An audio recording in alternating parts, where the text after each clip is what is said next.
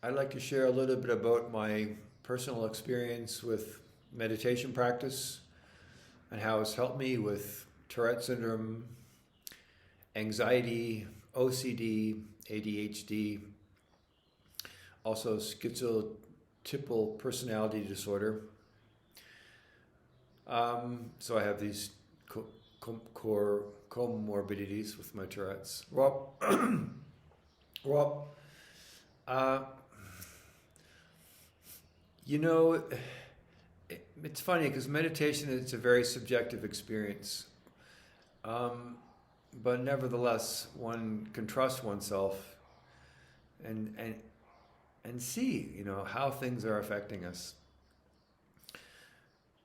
So meditation practice for me has been just just life changing support. Honestly, it's saved my life without any doubt. I don't know how I would have made it through without it, without the support it gives me. So the way it helps is it gives me agency in relating with my experience. And little by little over the years, it's helped me to settle down. And with certainly my Tourette syndrome, there's just a tremendous amount of internal struggle. One of my teachers, one of my bodywork teachers, said to me, he was working on my cranium, and he said, "Let's see if we can get some of that storm out of there." And I just thought that was the greatest image of how I felt. It was like this storm inside my being. And part of the way meditation works, part of the way it helps, is it helps you be with your experience. So for me, that's being with my experience of the struggling energies and just sitting with them. And in the early years, it was so difficult because I would sit there and just struggle. But there was something good happening, and I knew there was something good happening, so I kept doing it. And even now, so if I sit down to meditate for 5 minutes, 15 minutes, at the beginning when I first take the posture and start applying the technique of being aware of my breathing, at first it's like, the feeling is like, what? I just feel so tense, and there's so much difficult energies happening with me. Mental projection, just thinking so fast about things, and just a lot of tension. But I apply the technique, and within a few minutes, there's some sort of settling that begins to happen. And it's not like, the idea of meditation when you become all peaceful and quiet. It's like, no, there's just a little more grounding. Like I just suddenly realized, oh, I'm a little more here now. It's like I'm right here more. And there's still the struggles going on, but I'm less caught up in them. It's more of like I can be present and observe the struggles a little bit more and be a little more detached. And at the end of 15 minutes, I can feel quite settled. And then of course, I get up and I begin my day, and just the movement and the momentum of my day, I get caught up again and start rushing. And with the Tourette's and the excess, my understanding is that there's like an excess level of dopamine, or the dopamine mechanisms aren't completely synchronized, but I have so much energy, and I just get going, and I'm just so driven.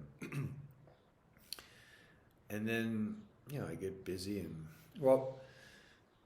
but for myself over the years, I've really learned that I don't do stress well, so I've really learned to take care of myself, and I do stop throughout my day, and I say, okay, Greg, just stop for a minute, take a few breaths, and I live in Mexico City now these days, so I'll stop at some park bench, and I'll just sit there for a few minutes and breathe and kind of feel my body on the bench and just settle in for a little bit.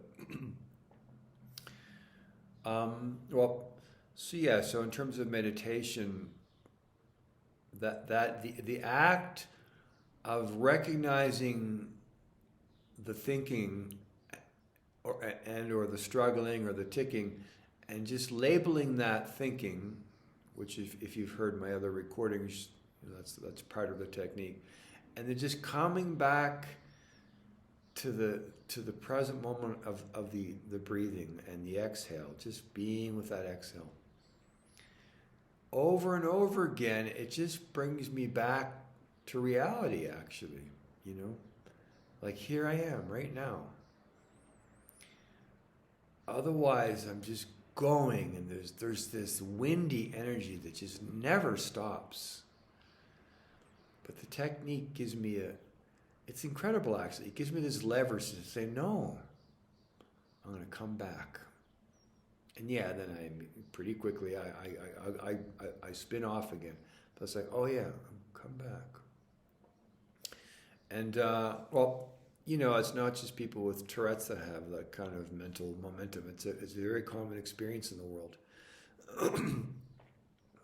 Probably a majority of people experience that.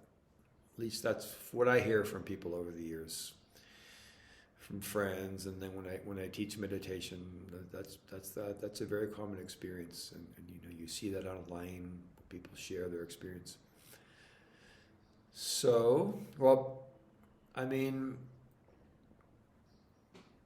I would say my Tourette's is probably in the upper end of mild somewhere. And I think it's probably always been there. I've never felt it was all that super extreme. But as we know, that with the iceberg principle that's used in describing Tourette's, what's going on the inside is a lot more intense than what's going on the outside. Still, though, I from what I read of others with Tourette's, I would say I'm somewhere in that range, the upper end of mild somewhere. But it's still pretty intense, right? Well, and meditation has been very powerful for me and continues to be.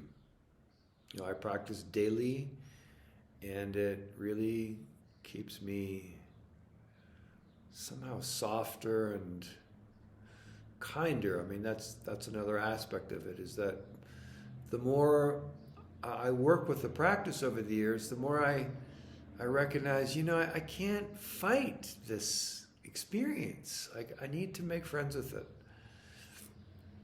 or I'm kind of doomed. Like, if I don't make friends with my experience, this idea of like endlessly trying to change your experience and improve things, it's really a recipe for just more struggle. Yes, improvement is good, but there needs to be some kind of balance and realistic approach of like, what are my strengths? What are my difficulties? And let's find a balanced way forward. And utilizing my strengths and, minimizing my difficulties, but, they're not going to just go away because I take the right course or take the right supplement.